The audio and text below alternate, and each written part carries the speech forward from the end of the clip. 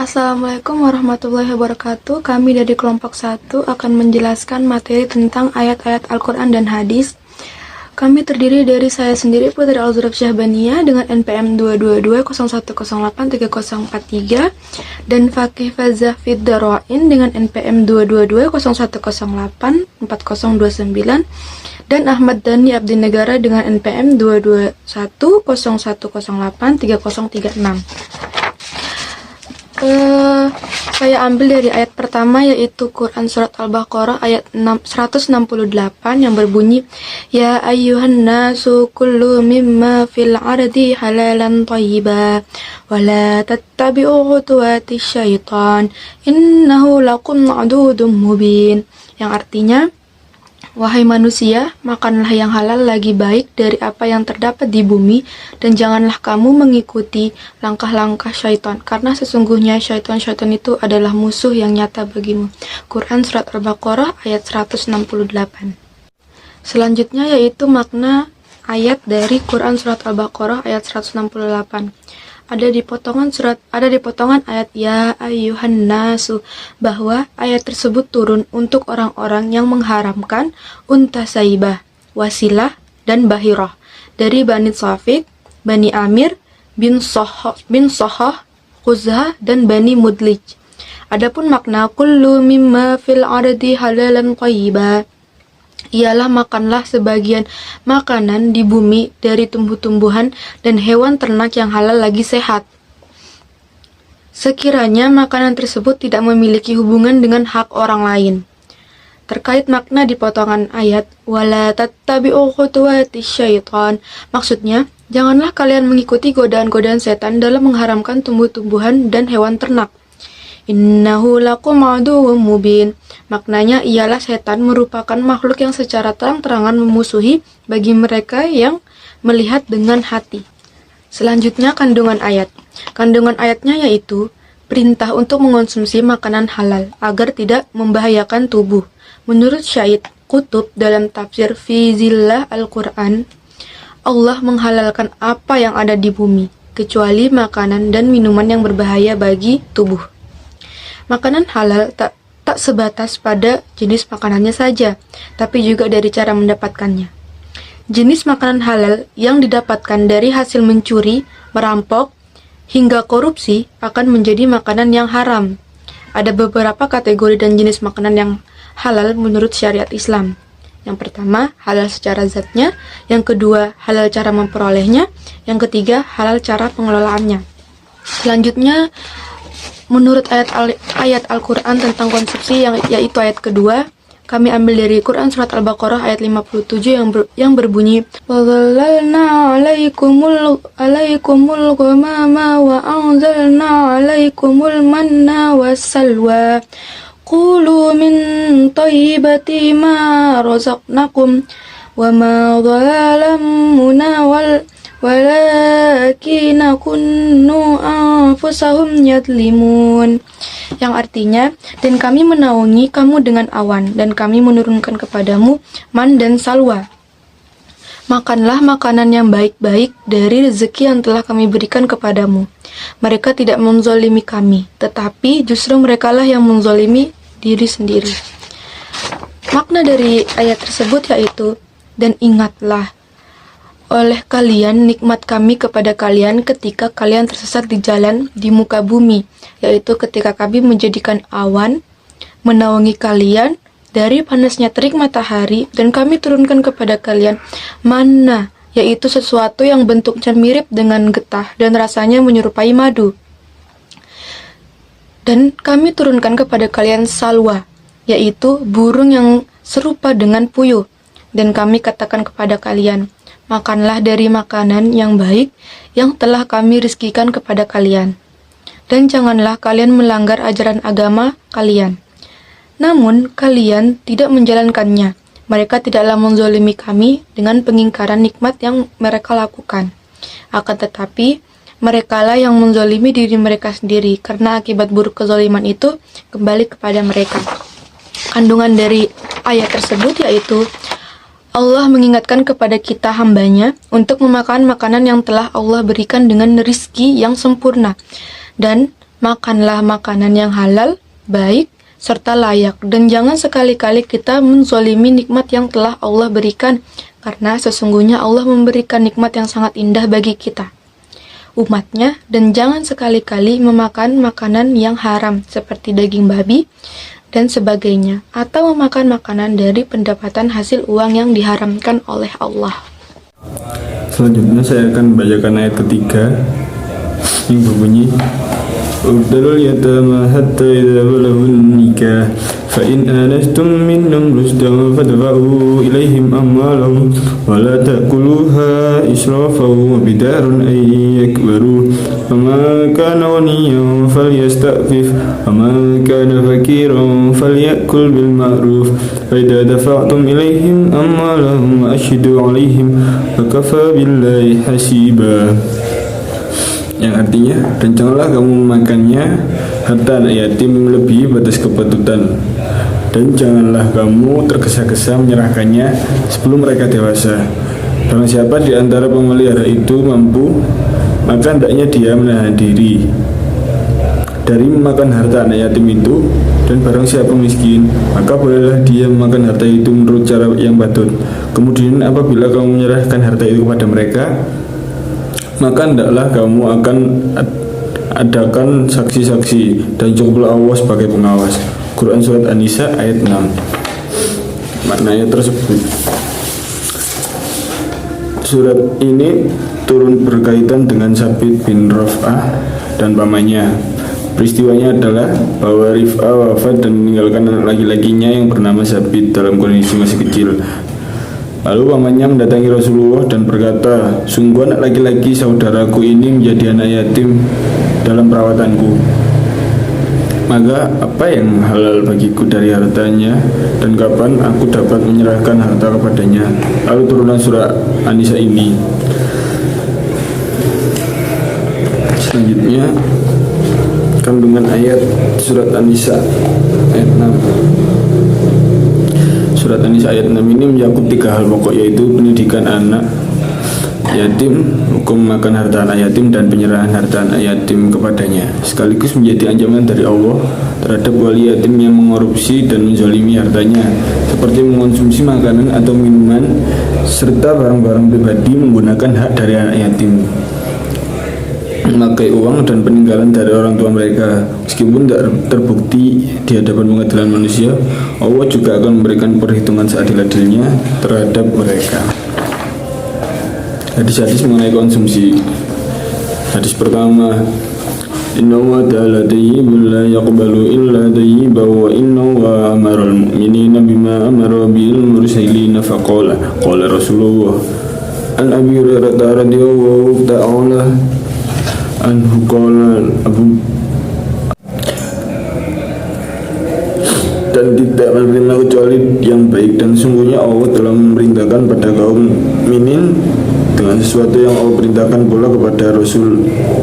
Maka Allah Subhanahu wa Ta'ala berfirman, wahai para Rasul, makanlah dari makanan yang baik-baik dan kerjakanlah amal soleh.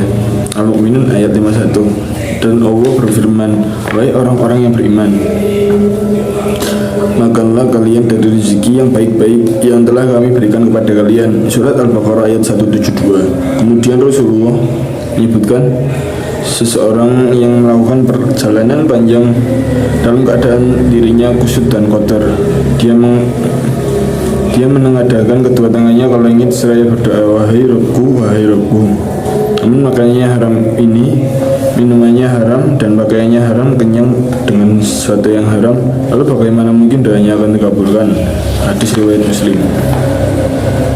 Makna hadis tersebut, Rasulullah bersabda bahwa setiap kaum muslimin dianjurkan untuk makan makanan yang baik serta halal dan kerjakan amal soleh, karena sesungguhnya yang diperintahkan oleh Allah diperintahkan pula karena pada Rasulullah menjelaskan pentingnya mengonsumsi makanan, minuman, serta harta benda dengan cara yang halal. Rasulullah menjelaskan bahwa segala sesuatu yang diperbuat olehnya, jika itu termasuk dalam hal yang haram, maka segala doa yang dia minta seperti makanan, minuman, serta pakaian mustahil untuk dikabulkan. Kandungan hadisnya, manusia yang sudah memakan makanan dari hal-hal yang haram akan mereka bahwa mencari sesuatu yang atau mencari keperluan sehari-hari di dalam kehidupannya merupakan suatu hal yang sudah biasa. Karena hal itu sangat mudah untuk didapatkan, maka mereka orang-orang yang telah memakan makanan haram merasa bahwa itu adalah sebuah kebutuhan serta sebuah keharusan yang harus mereka lakukan setiap harinya.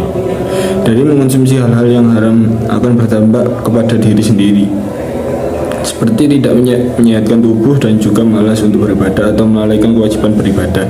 Hilangnya keberkahan terhadap dirinya sendiri dan tidak terima doa-doanya dan tidak terima pula segala amal saleh yang telah ia lakukan selama dia masih mengonsumsi hal-hal yang haram. Al-Baqarah, ya ayyuhalladzina amanu kulu min thayyibati ma razaqnakum. Wa qala al-ayah al-mu'minun, ya ayyuhar rasul kulu min thayyibati wa'malu sholihan. Ya rabbi wa mata'amuhu haram wa mashrabuhu haram wa malbasuhu haram wa ghudiyah. Thumma dhakara rajula yutilu safara ash'atha ahbara yumaddu yadayhi ilas samal. Al-ayah. Riwayat Muslim. Artinya dari Abu Hurairah radhiyallahu anhu, dia berkata Rasulullah bersabda, sungguhnya Allah Maha Baik. Selanjutnya hadis kedua. An Amri wa bani Su'aibin an abihi an jadihi qala Rasulullah sallallahu alaihi wasallam kullu rawahun nasai warsudaku wal basu fi ghairil israfi wala mahila. Artinya, dari Amr bin Su'aib, dari ayahnya, dari kakeknya berkata, Rasulullah Shallallahu Alaihi Wasallam bersabda, makan dan minumlah, bersedekahlah, serta berpakaianlah dengan tidak berlebihan dan tidak sombong. Hadis riwayat Nasai. Makna hadis: konsumsi pada hakikatnya adalah mengeluarkan sesuatu dalam rangka memenuhi kebutuhan. Konsumsi meliputi keperluan, kesenangan, dan kemewahan. Kesenangan atau keindahan diperbolehkan asal tidak berlebihan, yaitu tidak melampaui batas yang dibutuhkan oleh tubuh dan tidak pula melampaui batas-batas makanan yang dihalalkan. Sebenarnya hal ini bertujuan untuk mengingatkan umat manusia agar membelanjakan harta sesuai kemampuannya. Pengeluaran tidak seharusnya melebihi pendapatan dan juga tidak menekan pengeluaran terlalu rendah sehingga mengarah pada kebakilan. Prinsip konsumsi sebenarnya itu adalah halal. Ibnu Katsir berkata, Allah menjelaskan tentang tidak ada Tuhan selain Allah yang maha memberi kepada seluruh makhluknya. Dia kemudian memberitahukan akan izinnya terhadap segala sesuatu sumber daya yang ada di bumi untuk dimakan dengan syarat halal selama tidak membahayakan akal dan badan. Halal yang murni misalnya adalah buah-buahan, binatang sembelihan, minuman sehat, pakaian dan kapas atau wal, pernikahan yang sah, warisan, rampasan perang dan hadiah. Haram yang murni misalnya bangkai darah, babi, arak, pakaian sutra bagi kaum lelaki, pernikahan sesama mahram, riba hasil rampokan dan curian. Kandungan hadis: semua nikmat yang telah Allah berikan kepada kita umat muslim, seperti makanan, minuman, serta rezeki, harus kita nikmati dengan rasa bersyukur. Sebab Allah memberikan itu semua karena Allah tidak mau hambanya mendapatkan makanan rezeki yang caranya tidak halal. Dan Rasulullah SAW bersabda, nikmatilah yang telah Allah berikan tanpa dilebih-lebihkan atau menyombongkan diri, sebab Allah menyamaratakan seluruh umat muslim yang ada di bumi. Islam juga telah memberi petunjuk cara bagaimana mengonsumsi segala keperluan dengan halal. Karena pada saat hari akhir kita semua akan mempertanggungjawabkan apa yang telah kita lakukan selama kita hidup di dunia. Maka dari itulah apa yang kita dapatkan dan kita konsumsi harus secara halal menurut Allah serta agama.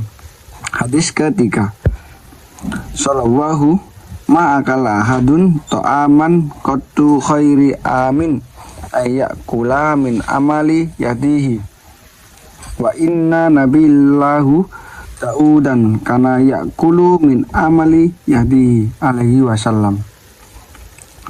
Tidaklah seseorang mengonsumsi makanan yang lebih baik daripada memakan hasil jerih payahnya sendiri. Dan sesungguhnya Nabi Daud alaihi wasallam makan dan hasil jerih ayahnya sendiri. Hadis riwayat Al-Bukhari. Makna hadis tersebut yaitu tidaklah seorang hamba memakan makanan yang lebih baik dari apa yang ia makan, yang berasal dari hasil usaha tangannya sendiri. Dan sungguh Nabi Daud alaihi wasallam makan dari hasil usaha tangannya sendiri. Hadis riwayat Al-Bukhari nomor 1966.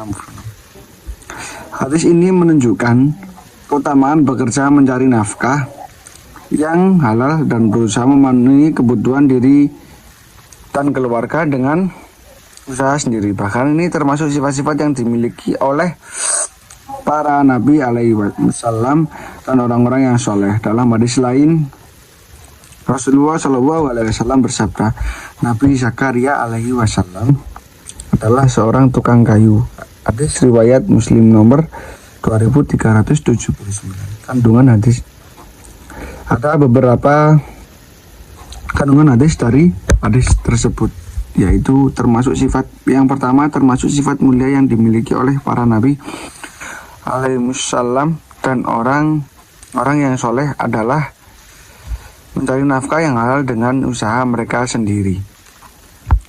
Dan ini tidak melalaikan mereka dari amal soleh lainnya seperti berdakwah di jalan Allah Ta'ala dan menuntut ilmu agama. Yang kedua, usaha yang halal dalam mencari rezeki tidak bertentangan dengan sifat zuhud, selama usaha tersebut tidak melalaikan manusia dari mengingat Allah Ta'ala. Sekian penjelasan dari kelompok kami. Mohon maaf bila ada salah kata dalam penulisan ayat atau penyampaian ayat dan hadis. Wabillahi taufiq wal hidayah. Wassalamualaikum warahmatullahi wabarakatuh. Terima kasih.